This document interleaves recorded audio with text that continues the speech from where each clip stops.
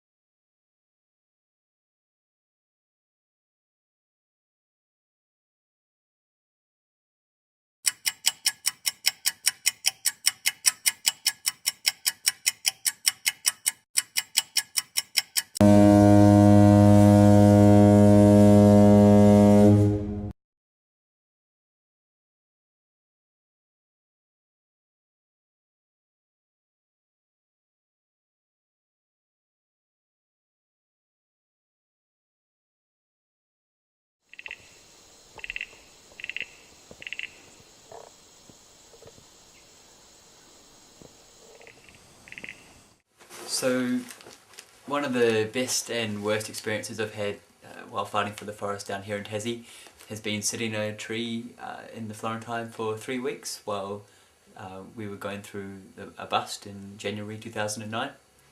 So by that time I'd lived in the Florentine for about 8 months and had obviously grown pretty close to certain trees, and just the general feel of living amongst such a beautiful old ancient ecosystem that was relatively untouched, especially in that area. So for the first 2 weeks of that bust, the roading company were pushing a road around me and the back sit and my friend in the lungs tree sit. So basically we were sitting on the proposed road line and they were just working around us. So obviously we had a pretty close view of the effect they were having on the bush. Distinct memories like watching them bulldoze through beautiful old beds of ferns, and watching them chainsaw down massive between 50 and 60 tall metre eucalypt trees is sort of something that doesn't leave you particularly quickly. Also just watching their axe whacker in action, just sort of seeing the destruction of something that's been living essentially since the beginning of everything on this planet in that particular spot be gone in a couple of moments is something that's sort of just quite disturbing. So there's obviously a lot of determination of forest activists down here in Tassie. We managed to put our lives on the line and risk quite a lot, including our personal safety and aspects of our mental health, to make a statement and draw attention to what's going on down here.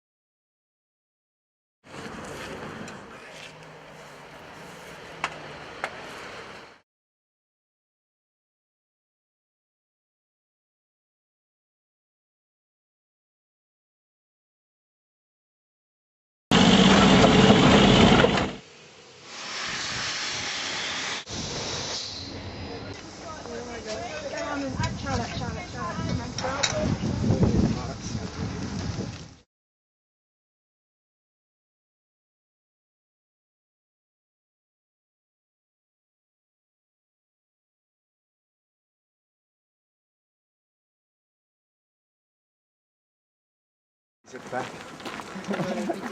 Charlie, I didn't give a fuck what you do. Yeah, don't fuck talk to us.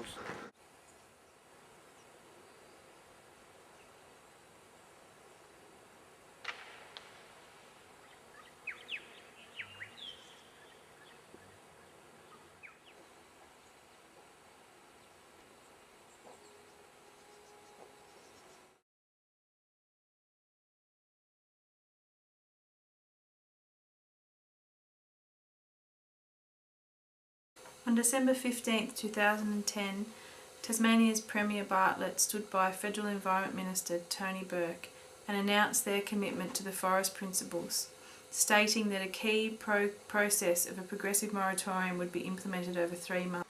What do you want? The moratorium's not even here, right? Is it?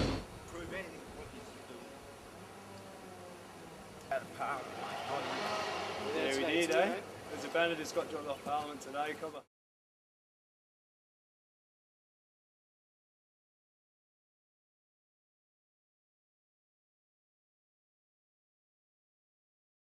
On the 8th of the 3rd, 2011, conservationists hung a 15-metre banner from the roof of Hobart's Parliament House calling for this forest moratorium, as it had not been put in place on any forests across Tasmania. Urgent protection is needed for Tasmania's world-class and unique forests. The global community was looking forward to a moratorium on the logging of the high conservation value forests, and it was due to be in place by 15th of March 2011. The moratorium was not in place, and we see that it was due to the lethargic Tasmanian government and an industry that is hell-bent on logging Tasmania's last wild places. Every hectare we lose from these forests, we are losing from our future national parks or World Heritage Area. The moratorium should have been implemented to protect these areas for future formal reserves, as agreed by the Statement of Principles. A year later, the moratorium is still not in place.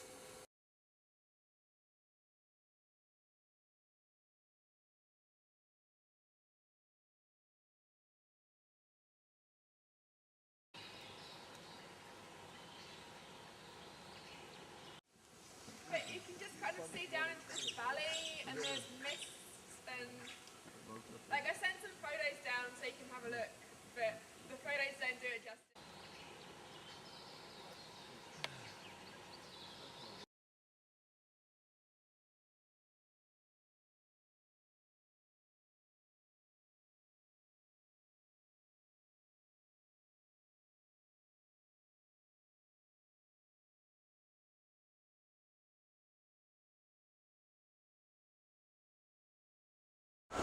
Might be able to get the whole kit and caboodle. Morning. G'day. Morning. How's it all going? See you there, mate. Alright. G'day. Yeah, g'day.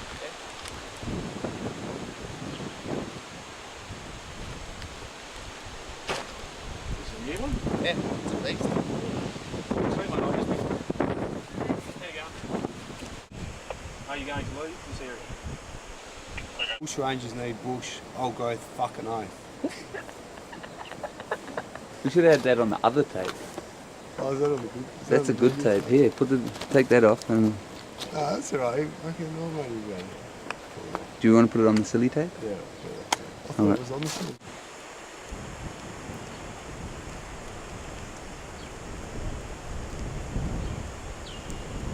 So, sir, why is it this particular time that you've decided to put your arm on this particular vehicle? I've chosen to put my arm on this particular vehicle because of the fire moratorium that was supposed to be protecting forests like these in the Esperance. A very beautiful valley that has large stands of old growth forest, nice beautiful rainforest, and yeah, because of the government's failure to act in protecting these places as of the 15th of March, we're out here to stand up for beautiful, beautiful forests. in your right mind, is there any way that they can move your head back, get your arm out of this? I think we are here for the long haul. There's no way they can get in.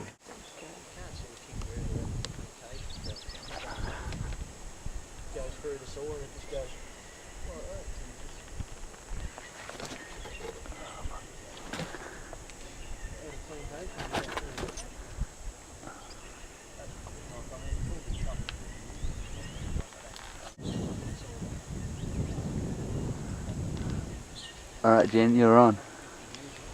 We're standing here in this beautiful forest on this beautiful morning. This could be saved. This Esperance old growth forest could be saved. It could have been saved in the last 3 months when the moratorium was meant to be met, and it still can be saved from ongoing logging.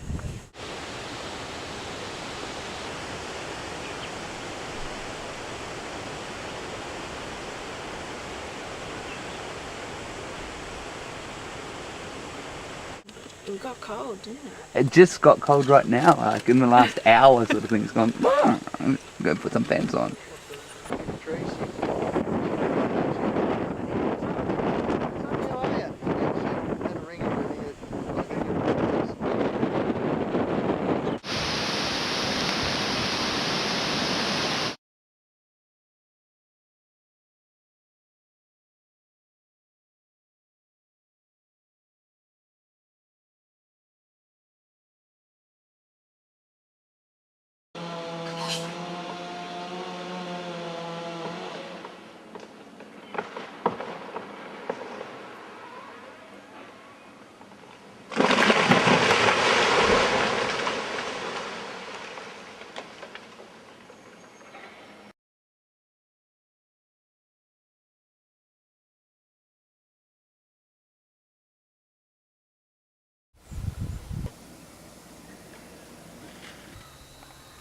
It's 2011.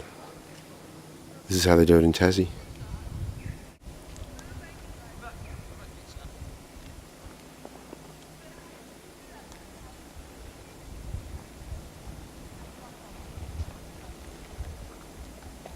This is a cable logger.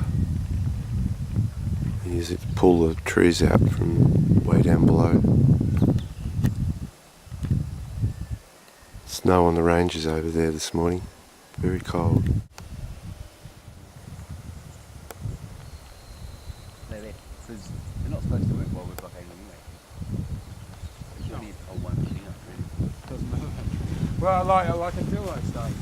For me, the forest is what gives me the inspiration, and I've spent the last few years living a lot of the time in the Upper Florentine Valley, which has been one of the most rewarding experiences of my life and continues to be as I spend more time out there. For me, I think the best part about being involved in the forest campaign is the opportunity to get to know the forest, and spending time in that valley in the Florentine. I've got to know the forest in an intricate way.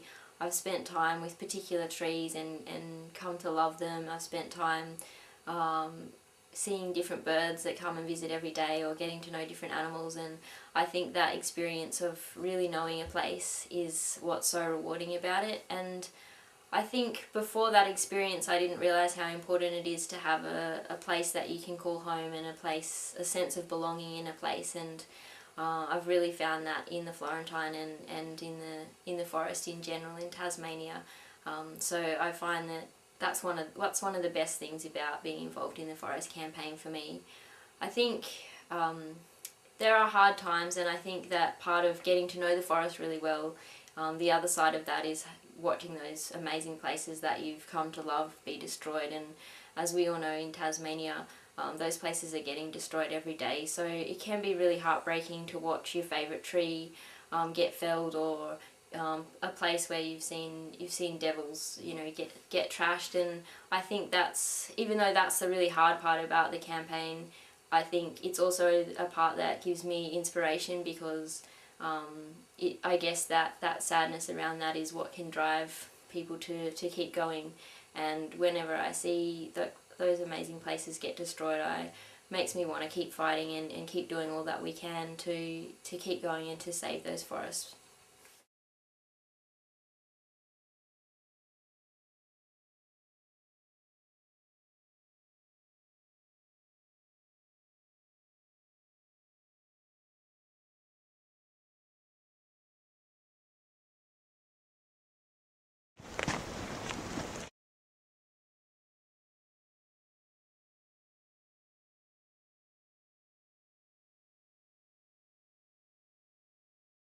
yourself, please? My name is Senior Constable Robert Lovell, Hamilton Police Station. Okay, my name is Agatha. And if you'd known who I was, you wouldn't even have to ask. We're not going to sit by while this stuff is getting destroyed. The fact is that you come out here and you do this. No one really cares that you're out here. Except what do you mean nobody cares? No, well look at... No, I'm not being smart. Or wind or whatever. And they'd put it on. Forest activists, you'd be standing there with your banners and... Where's Eula? I haven't seen her around for a long time. Lewis, is it? Surfing, I can imagine her on a little bit of old growth hanging off there and coming in on a big wave. If you want to get your message out, and anyone that's ever done advertising, too, you got to captivate the audience. No, you're wrong. And really, you're not captivating out here. You're not. I'm not being necessarily smarter. But if you look how much footage you're getting on TV nowadays, in the last couple of ones you've done, I think you did some up around Butler's Gorge. I don't remember seeing that on TV. So, if you want to capture your public's imagination, you're going to have to change how you do your tactics, or else the media. Hey? It's not just about the media. No, but it's the media you want. If you want to change, media is supposed to pressure. If you want change, that's where you start. Unless you want to start doing with the Middle East and big protests down the street. But, cheers. The fact is, folks, that if you, I don't know, if you just want to stop working for a day, that's okay. Right, that guys will probably try and get on a Monday or a Friday. Let us know you're coming so they don't turn up, and then you can do what you like.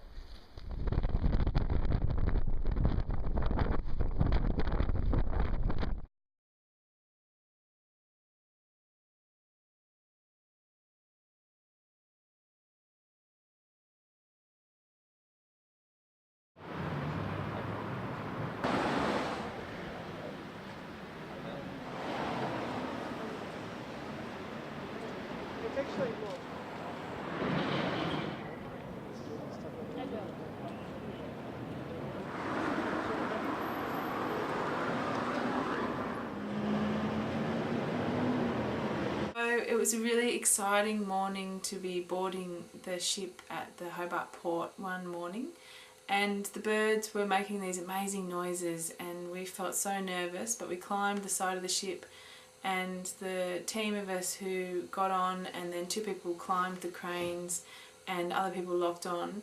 It was just something that we could stand up and say Tartan is exporting old growth forest and high conservation value forests off this wharf, and it was really good to be able to get together with a group of people and stand up for these forests that don't otherwise have a voice.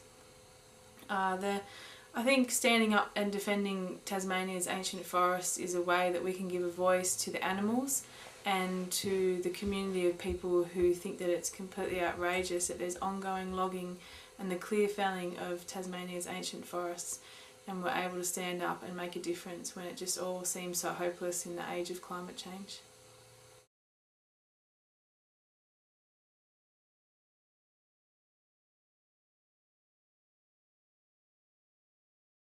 Wait! That's a peaceful protest. We're stopping work today. We're protesting about Tartan. So, hey, come on! No way! Stop work! And so it's going to Malaysia. Yes, that's right. You guys got here pretty early, obviously. Boat. 7 people boarded the boat and entered the wharf and did a walk-in on the wharf. And so they were loading when we started.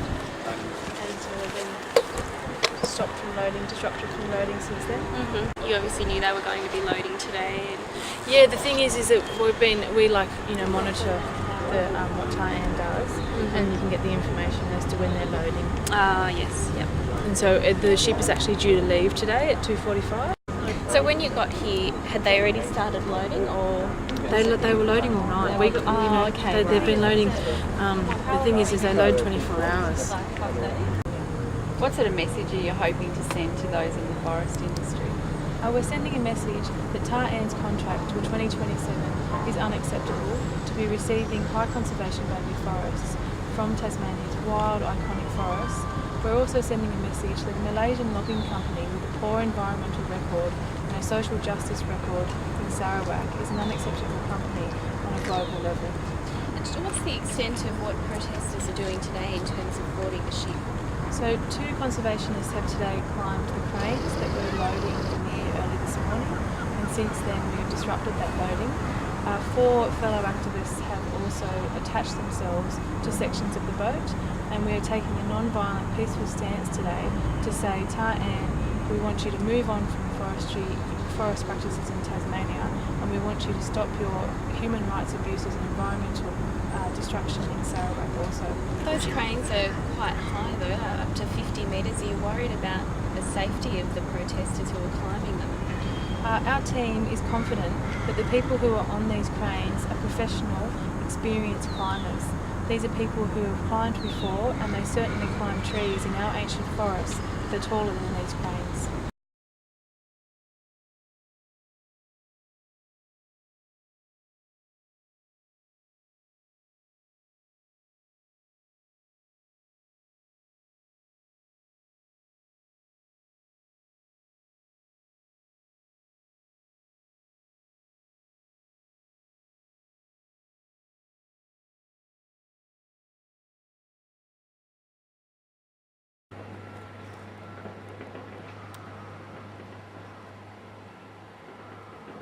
I was a bit of a tree whore. I basically got paid to climb trees or cut trees down. I came here on a pilgrimage to see the oldest tree in the world, which is the Largo Australopithecus franklinii, also known as Huon pine. It's 10,500 years old and sits at the top of Mount Reed. Basically from there I came out to the Florentine and fell in love with the culture. Been climbing trees, drinking goon, camping out under the stars, and basically protecting the most beautiful, precious things that I believe on earth. And basically went for an action out in 42F where the monkey was up there, and good friend Peck and Ools was there too, and basically tied off this machinery, and I'd never done anything like that. Invigorated my soul and just reclaimed who I was meant to be, what I am actually doing on this earth. And since then I've been involved for the last 5 years with Camp Florentine, also the Weld, Picton, the Arve, the Sticks, and just loving it at the moment. Sometimes it's pretty depressing when you see lots of log trucks go by and all the arrests that have been made and how much money we've paid to the government so the government can keep doing it. It's a bit heartbreaking and soul destroying, but I think we're getting there. I think we're finally starting to get somewhere, hopefully within the next year or two maybe.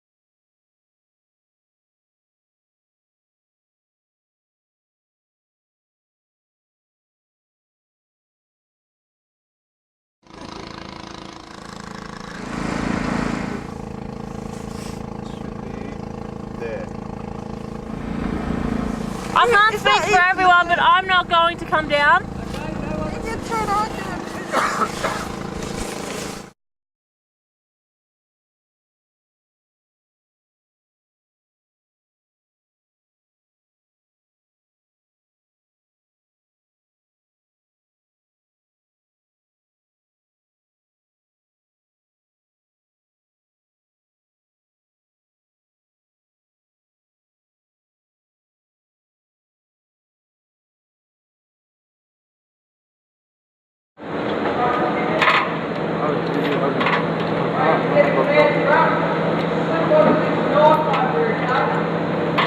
What's on, mate?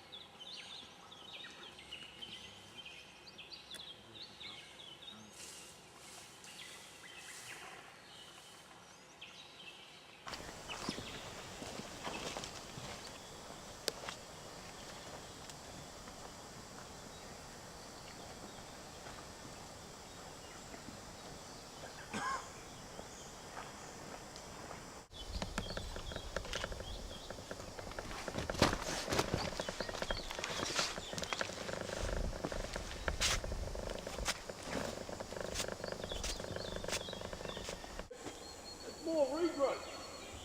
Regrowth? We're not allowed to take that regrowth. That's not regrowth. You're going to be joking, mate. Oi! Don't fucking touch that rope, mate. Oi! Mate, a person's life is on that. The only thing I won't touch you is you. Mate. Up your ass. Spin. Keep her rattling a bit and we'll shave her off. Don't touch the rope. You can't be human idiot. Tie that around there. Don't tie it. I'm not worried about the damage. That's there. And you've got to start that machine up down there, Terry. Move it a bit and you come out. Don't move that machine. And who are you to tell us not to fucking move the machine? Because it's someone's life that rope. Don't cut the rope, eh? You'll go from 1 to 20. That's my girlfriend up there, man. Oh. That rope cut.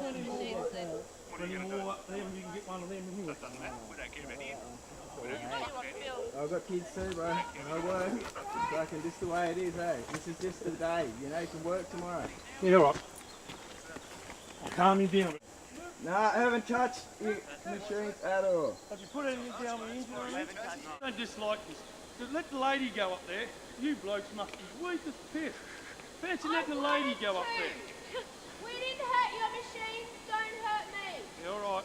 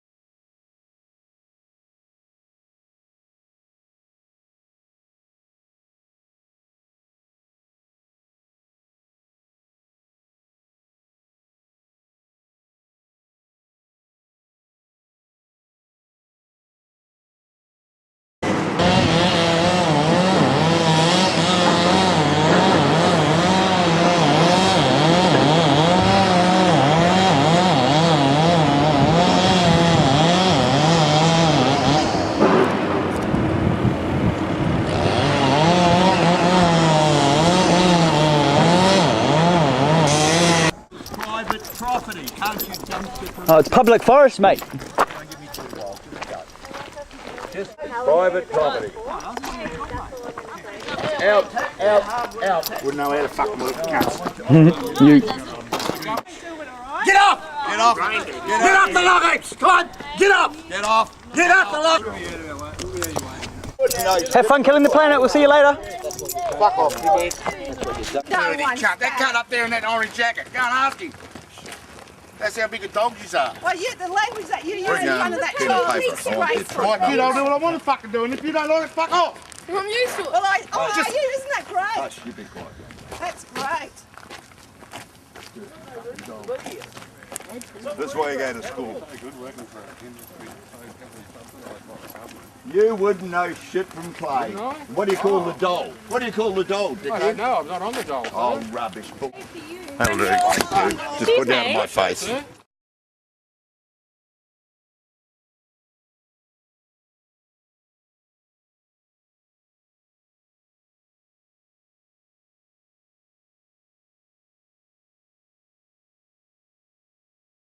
I'm speaking about how being a Tasmanian forest defender has affected my life.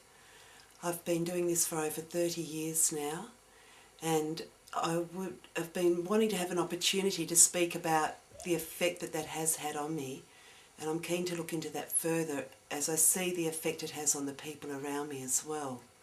The work that forest defenders do is very arduous, and it can be very stressful at times.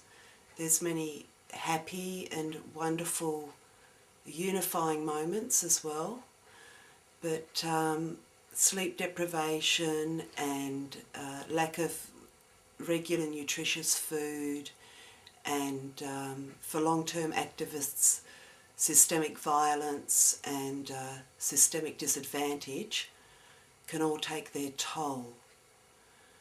It's great that some of the members of our community have been working on the Help Collective a health collective looking at getting support for people who are out there on the front line dealing with the destruction in our environment. Recognition of the work that they do, and recognition of that they need the support to be able to continue doing the work that they do. There's a high rate of burnout, and it would be great to see people being better supported so that they come through that, or perhaps never even get to that point, but if they do, they come through that better prepared to deal with further situations, and perhaps better able to pick up the threads of their life and carry on, because when you get so very involved with this work, normal life really goes out the window. It becomes very much its own culture. We've got a culture of how it all works, how we work together, and maintaining that balance between trying to operate in what we sometimes call the outside world and operating, you know, within the forests or on blockades or out in the coops dealing with machinery. People end up needing that help and support, so we're trying to look at better ways that we can facilitate that, and I think that will make a big difference for people being able to continue with their love and their passion for doing this work.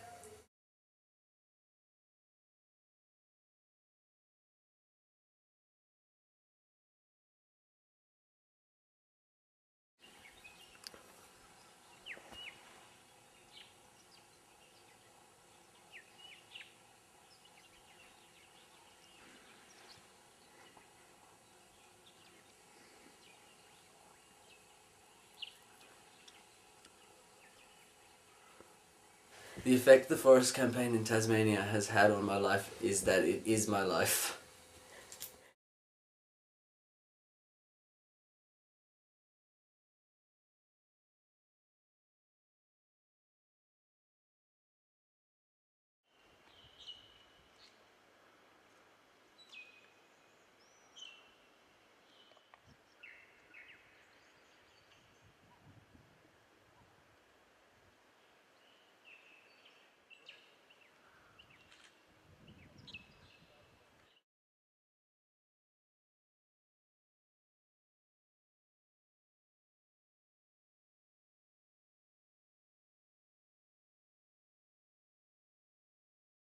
You've already destroyed guns, and our guns are destroying trying to We destroy destroyed Tasmania. guns. You bastards destroyed guns. You bastards destroyed guns. Don't worry about that. Look.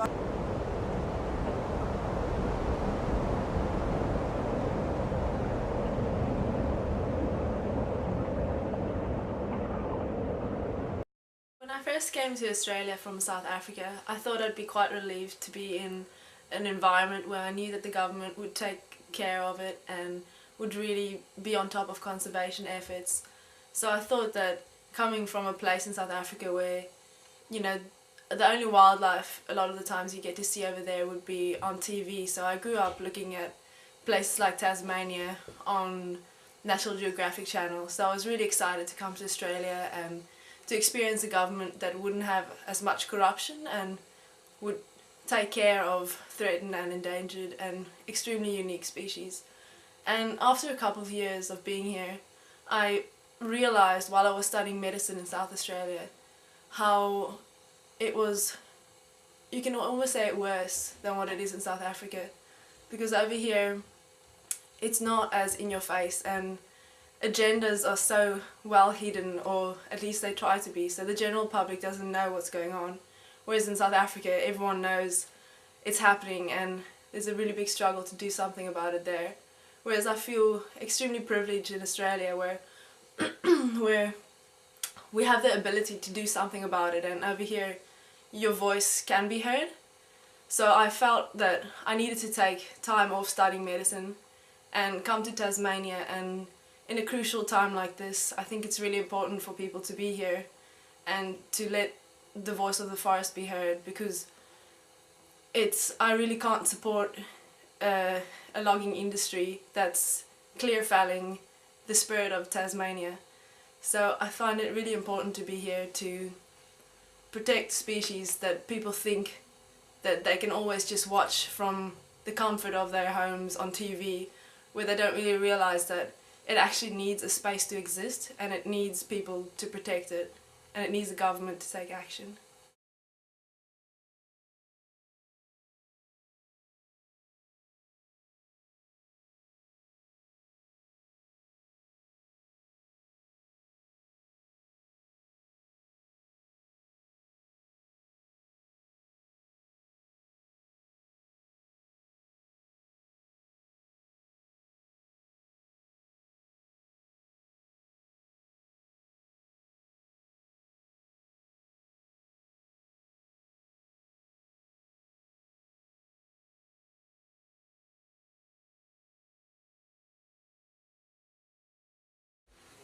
So I want to talk about a place that's really special to me, the Upper Florentine Valley, and just talk about how when we go out to that place we see this amazing, beautiful old-growth forest, but the history of that forest is way more than what our human lives can comprehend.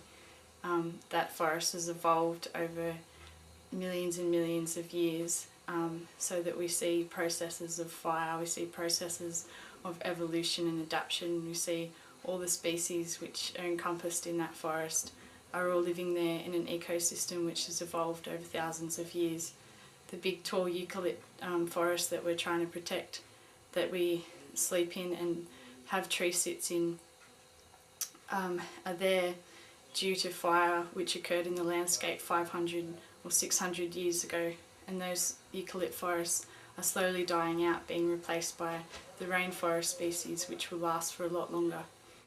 One of the saddest experiences that I've had out in that beautiful valley was after I'd been living there for a couple of months, and the bulldozers came in to log that forest, and we were trying to get onto the road to stop the machines and stop them from logging, and that was unsuccessful. And as I was walking back through the forest by myself, I could hear the sound of chainsaws and the sound of the machines knocking over trees, and in front of me was a little echidna running away from that sound and running away from that destruction, and that really hit home to me that we weren't just trying to protect these giant trees which were falling over, we were trying to protect habitat, we were trying to protect all the species which rely on these forests as their homes.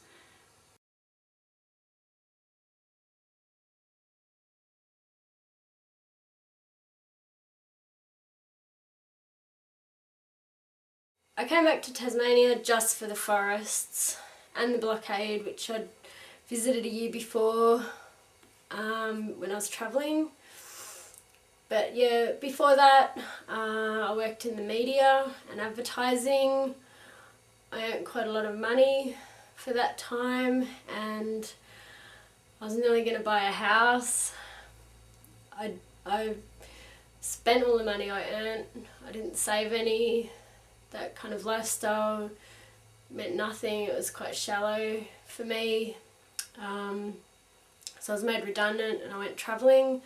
I went overseas, spent a bit of time overseas and travelling Australia, and then finally made it to Tasmania. And what I found in Tasmania was very unique and ancient forests. And while travelling on the back roads, I also found complete devastation caused by clear felling, and on those logging roads predominantly used by logging trucks, like I assumed at the time. I just saw so much roadkill, including wombats and Tasmanian devils, and yeah, I had to come back. I came back because I felt like I could make a difference here.